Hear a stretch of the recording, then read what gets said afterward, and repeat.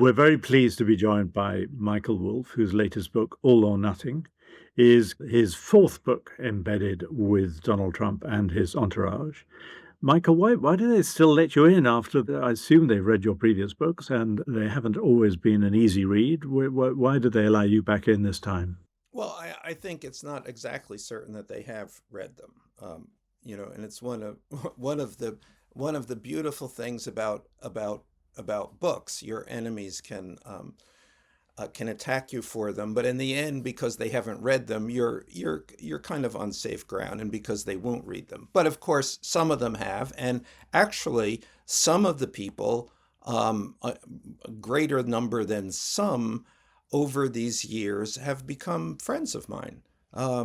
I mean, we're very comfortable with each other. We've had the same, essentially, we've shared 10 years of the Donald Trump experience. And everyone who has had this experience is at all times trying to understand the experience because, I mean, no one or very few people are not clear-eyed enough to know that this is peculiar. I mean, even if your own personal career and success depends on it, it's still peculiar. And so we talk to each other on a fairly constant basis, with most discussions beginning, "You won't believe it." Sounds like a psychotherapy session.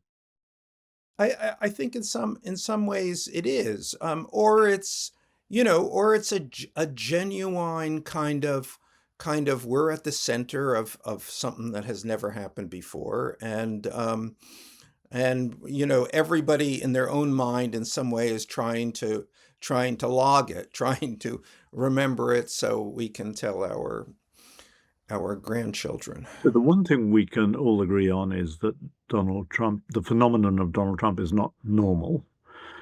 And I'm really interested in unpacking with you, Michael, about how the media have handled Trump. So we'll get on to how they're dealing with him now. But most people had written him off after 2020. And I think when you started talking to people for this book, it wasn't by no means a given that he was going to even be the candidate, let alone be re-elected. How did the media handle Trump this time compared with last time? Well, I'm not sure that the question is. I think maybe you better to flip the question, and it's how did Donald Trump handle the media? Okay, fair enough.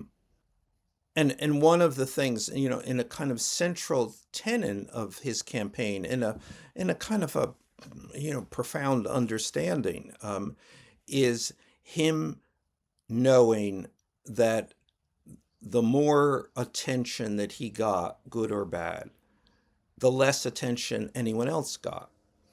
And and that became the strategic tentpole here, that if he could dominate the news cycle, dominate it every day, which he effectively did, it meant that nobody else existed. Certainly, the whole Republican field during the primaries barely registered, and Joe Biden, who was, for obvious reasons, reluctant to get before the media, he didn't register. And other than Kamala Harris's successful month of August, she faded almost, against the fact that that every news cycle was a Donald Trump news cycle. And of course, this goes on now. That answers the flipped question, but I'm still going to go back to my original question, which was, do you have a sense that the media couldn't resist this, that they knew they were being exploited and went along with it because it's such great box office? He is great box office. I'm not sure how they would have thought about this. What would be the method to think about this differently? Every day, Donald Trump made news. Every day he said something that was extraordinary, threatening, that threw all of assumptions of modern civic life on their heads. So how could you not report that? Both because it was incredibly compelling and because it was new. If you're the media and you're there and you're understanding that this is a man whose political strategy is headlines, just headlines, constant headlines. And it doesn't really, those headlines may or may not be related to outcome. What do you do? Do you just shut down the headlines? I don't know. I think, Michael, let me try and come at this and say that there was a big difference with 2016 in that two major proprietors of media organizations, admittedly newspapers with digital outlets like Los Angeles Times and the Washington Post, decided that it was not in their interest, corporate or they thought their readers, to come out with a clear endorsement of a candidate. That was something which was very new and was a harbinger of the bended knee that many media organizations are now practicing in front of the president. Absolutely, and I want to get on to that because I have a personal experience with that at this point in time. But let me just throw in another anomaly here that throughout most of the primary season, Fox the media outlet from which Donald Trump grows, was resistant to him. So Rupert Murdoch's stated policy, and this really happened after January 6th, was to do anything to prevent Donald Trump from having a continuing political career, including basically in inventing the Ron DeSantis bubble. So the policy was Ron DeSantis would be given as much airtime as possible, and Donald Trump would be given as little as possible. I think at the end of the day, he proved the thesis that Fox needed him more than he needed Fox. Well, and DeSantis was a pretty terrible retail politician. Yeah, uh, on top of and that, found out. yes, Yeah. yes. I mean, the other point was that, and a big and important difference was that Donald Trump went through different media this time. He did the long podcasts with the likes of Breitbart, and used those channels rather than the traditional media channels. Absolutely, but he essentially used those channels to give him primacy on other channels. So that was a way to bootstrap not having Fox partially. But it just also was the basic cover the zone. Will do, and it's one of Donald Trump's virtues, you could say, is that he will speak to anyone. But let's flip forward now, because we are in a very different chapter in the Trump's dealings with the media. I mean, he's broken the White House press corps system. That he's changed the way in which new activist journalists are now being given privileged access, and he's turned the Oval Office into a TV studio. I mean, talk about that, because you've watched him for so many years, and you know Well, everything. I mean, this is his sole. I mean, essentially, his interest is not in policy. It's not in legislative agenda. It's not even in his own legacy. It's in the media right now, today, the news cycle, and he literally gets up in the morning, and that's what's on his mind: the news cycle. What do we do today? Um, and so that's what I mean. The entire White House is organized around, is that thing. We're going to tell a story today, that is going to be in every headline. I mean, I think it's extra. I mean, the New York Times, almost literally every day, it is anomalous to find a headline that does not involve Donald Trump. Um, I mean, they jump out at you as a weird kind of thing. Who could have gotten this so wrong? A headline not about Donald Trump. But the other thing, and going back to I think where you were leading in here of what has happened to the media, what Donald Trump has literally done to the media, and that's the extraordinary thing and the scary thing, and he, again, a perception on his part. All mainstream media outlets, save for the very few, like the New York Times, are owned by vastly larger media companies who have interests so supersede their news divisions or news responsibilities. That's basically the proposition that he has made to them. I will screw your business interests in every way possible. Um, if your news interests don't conform to what I want. And I think the tipping point was this ABC settlement. Briefly, George Stephanopoulos, one of their lead hosts, kept referring Donald Trump in his lawsuit with E. Jean Carroll. He was found liable for sexual abuse. But the underlying facts of that case, which the jury agreed with, was that essentially that, at least in practical language, he had raped E. Jean Carroll, which the judge in the case acknowledged. George Stephanopoulos kept referring to him being found liable for rape instead of the technical term sexual abuse. Donald Trump sued, a preposterous lawsuit, which any media organization in prior years would have righteously defended. And in fact, Donald Trump had not testified yet. And the chances are that he would not have testified because he would have been asked about the details of this. But ABC settled this, a $15 million settlement.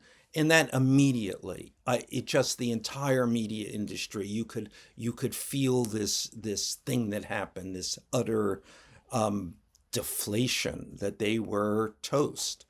And ever since, now CBS is settling another specious lawsuit with Donald Trump. Throughout the industry, there's the recognition that he will stand in the way of the business interests of these fantastically large companies. Can you talk a bit about the changing press pool? Lionel asked you a bit about that. AP have been frozen out, and a whole load of fringe players have been invited in. Again, this is a deliberate tactic. Is it working? This is more performative, I think, than anything else. I mean, the press pool in the White House is somewhat, outdated and performative. What are those people doing there? I mean, that's unclear. They don't get particular access other than to sit in chairs in front of the press secretary, who has nothing particular to say. So I don't think that's just again another way for him and for the White House to generate headlines. They do, and it's it's a long-term tactic. You do something about, you slap the media in the face and they give you a headline. So I suppose the most novel bit of what's happening at the moment is that Trump, with his own social feed on Truth Social, and Elon Musk with his own feed, are reaching hundreds of millions of people directly, almost on an hourly basis sometimes. Well, even that, Truth Social, nobody is on Truth Social. I mean, that's one of the another strange and anomalous things, that he's built a fortune of several $billion on the basis of his ownership of Truth Social, but Truth Social is a social media network of one. And its amplification is not through Truth Social, but of this being picked up by other media outlets. I mean, were other media outlets not to pick up this, what he's saying on Truth Social, no one would know the tree falling in the forest. In fact, throughout the campaign, he is posting on Truth Social on a constant basis. And I swear to God, if you had followed this, you would have said the man is demented, which he may well be. But this was certainly evidence of this. And even people within the campaign, they would go, oh my God, I mean, it's such a relief that he's not on Twitter or X, because no one sees this truly wacko stuff. You've described, Michael, very well how the media owned by large corporations, including, by the way, the Washington Post, owned by a mega billionaire, Jeff Bezos, have essentially capitulated to Donald Trump. If you see what happened last week, where a top law firm, Paul Weiss, also capitulated when faced with an executive order barring the law firm from business with the federal government. Are you not worried about the future of the republic? Yeah, and also let me just say, also Columbia University capitulated last week, and here's a somewhat separate point, but I think one worth making, that for many years we've assumed that a danger to democracy was that the corporate state would become bigger than government, that the corporate state would be beholden, that the government would be beholden to the corporate state, that multinational corporations were the danger to civic life. Well, it turns out, and I'm not sure that anyone quite saw this coming, that these multinational corporations are so dependent on the government, so involved with the government, so beholden to the government on a regulatory basis, certainly, that the government has the ability to put any of them functionally out of business. I mean, you cannot function if the government conceives a vendetta against you and is willing to carry out that vendetta. Which is the extraordinary point about Paul Weiss, because they didn't even wait or try to litigate in court. A top law firm chose instead to settle and essentially give Donald Trump a $40 million bung. Yeah, no, I mean, and everybody, and it's still, I mean, it's now going to be curious to see how this plays out. Can Paul Weiss, and remember, the history of Paul Weiss is as the premier Democratic Party law firm. It used to be called the Kennedy firm. The head of the firm, this Brad Karp, who I know very well, a man of great sagacity and experience. He and various of his partners obviously made the determination that they could not exist with this kind of conflict with the White House.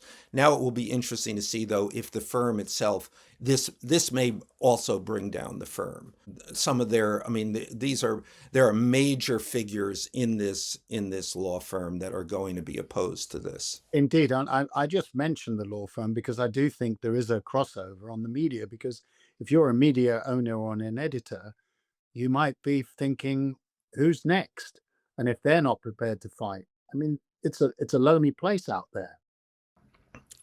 Extremely, and I'm not sure in media companies, because their interests are not primarily news divisions. I mean, let's be clear, on the one news division that just does news, the New York Times. They have been, I'm sure they're not faultless because they're the New York Times, but they've been pretty good. And even the Wall Street Journal, owned by Rupert Murdoch, has nevertheless been pretty good because they don't have any corporate interests to fear. Disney, on the other hand, who owns ABC, where George Stephanopoulos works, I'm sure they can't even give mental space to the issues of their news division. They have so many other fish to fry, so to speak. The same with CBS, now engaged in a settlement. They are involved in a major merger that will be frustrated, maybe killed, if they incur the enmity of the Trump White House. And every other media company, and this is a particular time in the media business where consolidation all over the place is going to be going on. That will not be able to happen if the Trump administration stands in the way. How's this affected your book, Michael? Well, I very directly. This is my fourth book. Every book has rolled out with a lot of television. Anyone who can tattle on Donald Trump offers good television. So this book was published. A lot of television was set up, as happens in the pre-publication of a book. And then as soon as the White House started to attack me, like simultaneously, all of my appearances were canceled. So, and even then, they were relatively, when the executives who we confronted on this were pretty straightforward, saying, we're in a new climate. And then they would blame the higher ups, the corporate overlords and superstructure who had weighed in on this. And so I have not done any television for this book. Now, I mean, the book is fine, and it's on the Times bestseller list, that kind of thing. But nevertheless, it has been, well, thank God there are 1,000 podcasts. Yeah, and I gather that Greenland TV is very interested in having you on. Yeah, no, and well, in fact, European TV, I've been all over European TV. So Sky did this 90-minute documentary about me covering the campaign, which was meant to be sold in the U.S., but has had no sale here, again because of this. Why should we court friction with the Trump White House? So this is not even, we're in conflict with the Trump White House. We're just trying to avoid even the possibility of conflict. A climate of fear. So where's the resistance going to come from? You've mentioned the New York Times seem to be holding their nerve, the Wall Street Journal, New Yorker. Who else do you have confidence in? Well, I don't have any media organization that has business interests beyond the news business has got to be thinking this through very, very carefully. I mean, the Trump proposition is so brazen. We're going to screw you over. There's a particular media organization. I'm going to write about this, so I won't go into too many details here, but a particular media organization that sent a delegation to the White House and said, how can we have better relations with the White House? And they were told, look to the example of Jeff Bezos, who paid Melania Trump $40 million for the right to do a documentary about her life. And then the suggestion was that there were other members of the Trump family who might like network television shows. And then here's a list of favorable voices to Donald Trump who the White House would like to see given significantly more airtime. So does this become a permanent part of the political media landscape in America, or is this a summer storm that will pass at some point? I think the storm is related to Donald Trump. Donald Trump passes at some point. as hard as that is to believe, that will happen. He is a 78-year-old man. He will pass from this veil of tears sometime. And I This believe would that be he is. bad news for your fifth book, Michael. Or Oh maybe the God, fifth book will work, but not the sixth. it will be. It is the condition I dream of, not having to do another book. But and I've always thought Donald Trump is unique, utterly sui generis. There will be no one to replace him. J.D. Vance is not going to replace him. Elon Musk is not going to replace him. But they might behave like him, Michael. I'm sure that they will, but they won't have that kind of support. Mhm. And also they functionally. I don't know about Elon Musk, but J.D. Vance doesn't think like. I mean, he tries to pander to Donald Trump, but he doesn't think like Donald Trump. In fact, maybe nobody thinks like Donald Trump. Can I ask about the libel law? There's some suggestion. There's a book out this week from a New York Times writer suggesting that Trump will try and change the American libel law, which has historically given a pretty great measure of protection to people writing about public figures. And Trump, I think, has announced that he wants to change this law, which is known as the New York Times versus Sullivan. Do you think that is going to happen? Well, that's really a part of his battle with the courts. Um, I mean, the libel law is established by a court case. The nature of the American libel law is established by the court case and the constitutional protections that it offers the media, and that's a specific case, the New York Times versus Sullivan, of which almost all modern journalism rests on. Um, and he will. Donald Trump is in a furious, almost to the death battle with the courts right now. What will happen there, we don't know. I mean, there was actually an interesting column in the Times yesterday, maybe day before, uh, which credibly argued that will be where Donald Trump dies, that the courts are never going to let this happen. I don't know the outcome. I just know that this is a pitched battle, will continue to be a pitched battle. But his aim anyway is to try and water down the libel laws. Absolutely. I mean, that's just one of his aims in front of the court. And as I said, he is already doing that, managing to do that through other means, actually, and possibly more effective means, which is that you choke these major media companies. Can you just give us some sense of his mental, physical capacity? I mean, he's supposed to have a tiny attention span, and people predicted that he simply wouldn't have the organizational skills to do what he's doing at the moment. But he at the moment there seems to be no shortage of energy. Well, yeah. I mean, what we don't know is the nature of the outcome here. We know the headlines. And that's what he's good at. That's what he's singularly focused on. That's what he lives for. Gets up in the morning to see his name in the